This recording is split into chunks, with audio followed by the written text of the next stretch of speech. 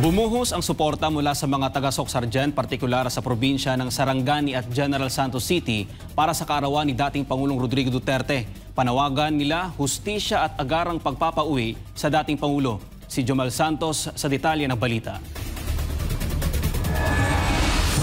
Makasaysayang pagdiriwang ng kaarawan ni dating Pangulong Rodrigo Duterte ang naganap ngayong taon kung saan buong mundo ang nakiisa.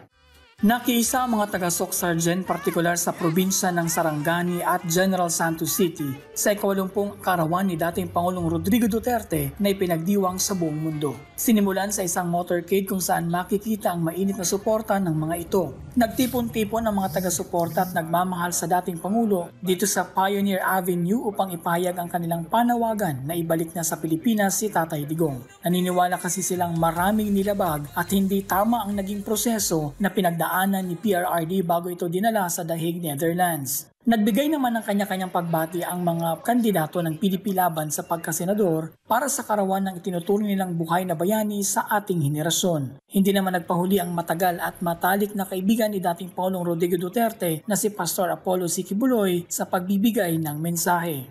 Ako'y nagpapasalamat sa ating dakilang Diyos, ang makapangyarihang Ama, sa pagkakataon na ibinigay sa atin na mabuhay sa panahong ito.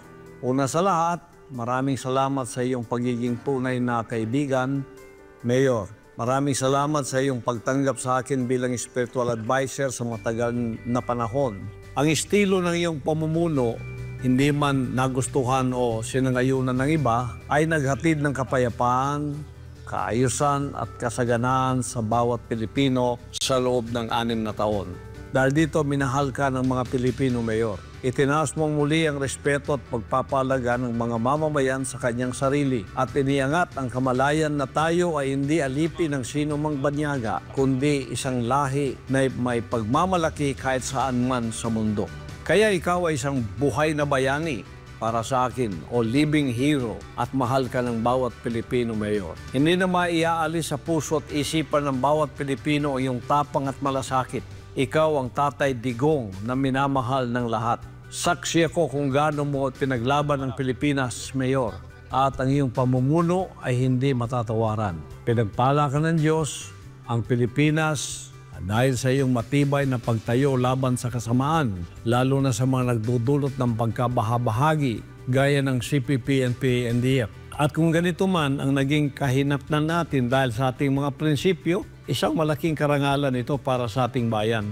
Kaya sa iyong kaarawan, Mayor, ang ating dating Pangulong Duterte, ang dalangin ko ay palawigin pa ng Diyos ang iyong buhay, bigyan ka ng malakas at malusog na pangangatawan, proteksyon at seguridad na asan ka man ngayon, at naway maging inspirasyon ng iyong karanasan na marami pa ang tumindig para sa katotohanan at katwiran. Ipinabot ng buting pastor ang kanyang mensahe para sa mga dumalo sa pamamagitan ng kinatawan nito na si Sister Cardona, ang Executive Secretary ng Kingdom of Jesus Christ. Ipinabatid din ito ang hiling ni Pangulong Duterte na suportahan ang mga tumatakbong senador at mga nasa lokal sa ilalim ng PDP laban. So natay ginaampo, nga ibalik yun si Tatay sa ato ang nasod.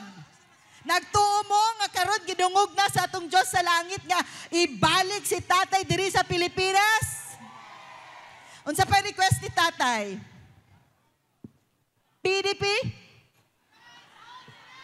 Vote? Ihatag ba nato? Happy birthday, Tatay Digong! Ihatag nato ng agasa, dili lang sa senatorial balls, sa tanang kandidato, labi na sa local government. Ihatag pa nato ang suporta kay Tatay Digong.